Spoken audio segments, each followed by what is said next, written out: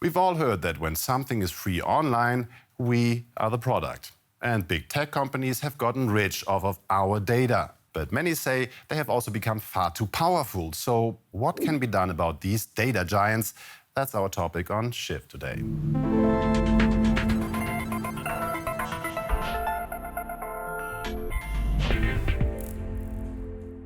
Big tech companies collect user data, analyze it, and then use it for their own means. This provides us with a lot of comfortable services, but it's also allowed these global companies to grow incredibly rich and mighty.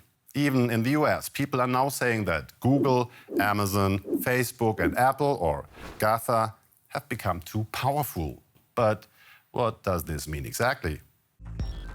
The global data collection machine may seem to be out of control, but controlling its levers are the heads of Google, Amazon, Facebook, and Apple. We indirectly pay for free services like Google Maps and WhatsApp with our data. Every click, purchase, or like we make gets collected and analyzed by tech companies. This allows them to better understand their users and other companies to create more targeted, personalized ads. The GAFA group has become infamous, not least because of their cutthroat business models. They take the profit they make on their respective platforms and use this to buy other companies to take over new market areas, nudge out competitors, or hire top-level professionals. Over the past decade, Google and its parent company Alphabet acquired more than 120 companies, Facebook around 80, and Amazon around 90. This makes it harder for users to escape the clutches of GAFA. Take Facebook. Following the popularity of Instagram and WhatsApp, Facebook bought both companies and thus eliminated them as competitors. Then there's Google, which has often rigged search results to favor its own services. For example, if a user wants to buy something, they may first want to compare prices, and will likely be led to the service Google Shopping. If they then get forwarded to a retailer's website, Google gets a provision. Meanwhile, competing sites like the German Idealo are ranked lower in the search, which puts them at a disadvantage. We see a similar situation with Apple. It used to be important to have a store in a prime location when you were releasing a new product. These days, if you're releasing an app, you need to pay Apple to get prime listing in its app store, which gives Apple sway in which programs users install on their phones.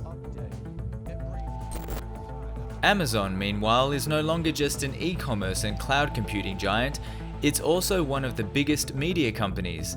In 2019, Amazon invested $7 billion into music, series, and films, and that was before it bought MGM. Amazon's India division is currently in trouble. According to reports, it systematically copied items sold by third parties and then rigged search results to favor its own products. The problem is that Amazon is not just a platform, it's also a retailer itself, and it competes for customers on its own platform. One woman who is fighting big tech monopolies is Lina Khan. The antitrust scholar and law professor was recently appointed the chair of the US's Federal Trade Commission, and she's got big tech worried. Here's why. Some call her the Wonder Woman behind a new wave of antitrust laws. Lina Khan intends to break up America's tech giants, but taking on GAFA is no small feat.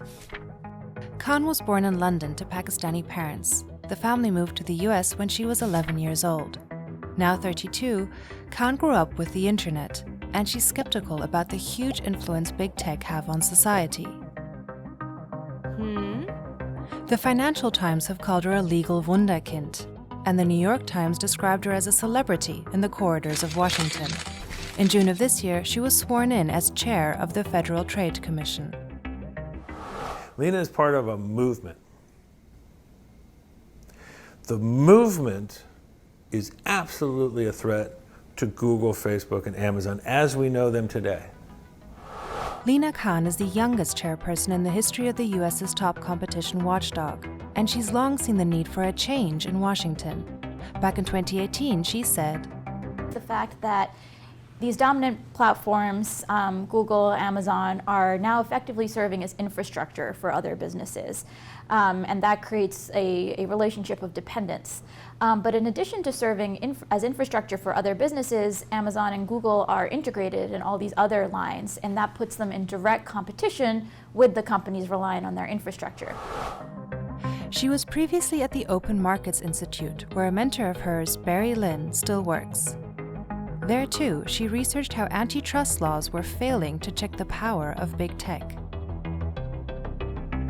This group of thinkers back in the late 70s, early 80s, they just changed the rules and they made it easier, far easier for people to make monopoly, to concentrate power. So it's kind of a 1-2 punch. Change the rules, and then you have a new technology that rises up in this new, radically different world. Corporation like Amazon 30 years ago would have been outlawed. While still a law student, Khan published Amazon's antitrust paradox. In this article, she argued that just because the new technology Amazon provides customers with low prices, it should not get a pass on anti-competitive behavior. These days, Khan has become a sought-after interview partner. She's a key figure in the investigation of how big tech abuse their market power. And she has clear views about what can be done about it and why we should all care. There was a very clear recognition in the legislative history that in the same ways that concentration of political power threatened democracy, concentration of economic power also threatened democracy. User data is worth billions. Information about who we are, what we like, and even our illnesses and fears is the oil that fuels the digital economy. It's used to help customize adverts and sell products. And more aspects of our lives are being digitalized. So much so that global data amounts are expected to increase to 175 zettabytes per year by 2025. For reference, a zettabyte has 21 zeros. It's a billion terabytes. At the moment, it's mainly the tech giants profiting from these huge amounts of data. China's rulers think this should change. The country's Communist Party is restricting the unchecked expansion of Chinese tech giants so that it can profit from data. The Chinese food delivery giant Meituan has been fined. In October 2021, it was ordered to pay more than 460 million euros. China's State Administration for Market Regulation found Meituan had effectively forced providers to sign exclusivity agreements with the platform and thus violated antitrust laws.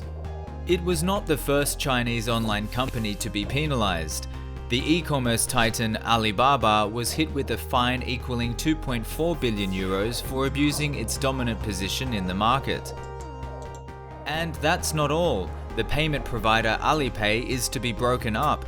The plan is for a separate loans app to be created and part of the user data turned over to a new joint venture partly owned by the state. All of these measures are part of Beijing's crackdown on Chinese tech firms, as the Communist Party wants stricter regulations. According to a law drafted by China's cyberspace watchdog, government bodies are to be given access to social media algorithms which users will be able to turn off. The secrecy of social media algorithms has often been criticized, also in the US and Europe. But experts worry the new measures in China will lead to posts that favor the party and its values being pushed, while politically dissident content will be censored even more.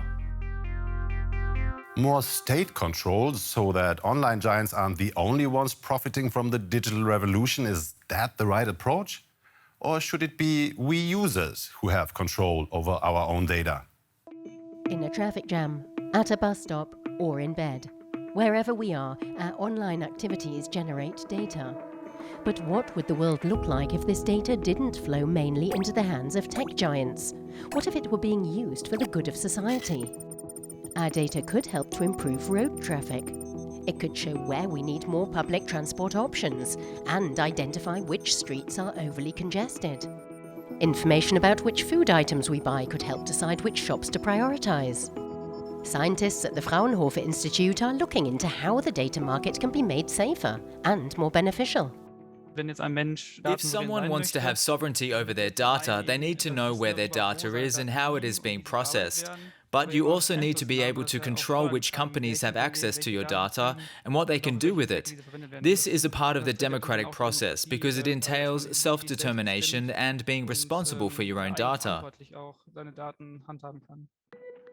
The cities of Amsterdam and Barcelona ran a 3-year pilot project that gave people more control over their personal data. For example, citizens were able to confirm their identity in an app without having to reveal their name or social security number. To date, no data sovereignty project has really succeeded, however, a fact which is partly due to technical challenges. One interesting area is anonymity. People tend to think anonymity is beneficial because it means they will be harder to identify and can blend into the crowd. But it poses a problem for data sovereignty because there we are trying to connect people to their data so that they can profit from it. By removing that connection, citizens would no longer be able to benefit from their data. This is why Florian Lauf and his colleagues at the Fraunhofer Institute say compromises may be in order. When it comes to anonymization, there could be a weaker anonymization procedure. This would ensure that a person is identifiable, but that they can only be tracked by a number. Such a process would require a trusted body acting within the ecosystem. The researchers suggest that a public data body or institute should be set up between users and big tech, so that users can better control the flow of their data. Although this wouldn't achieve full independence from Facebook and co., it would be a step toward data sovereignty. Europe has a plan to reclaim data sovereignty, which is the project Gaia-X. This will challenge US and Chinese cloud dominance by creating an open and transparent data infrastructure for the whole of Europe. I think it would be amazing if users and not just companies could decide who our data is shared with and what purposes it gets used for. Would you pay for services like Google or Facebook if it meant you own your data? And if so, how much? Let us know your thoughts. That's it from me this week. See you next time. Bye.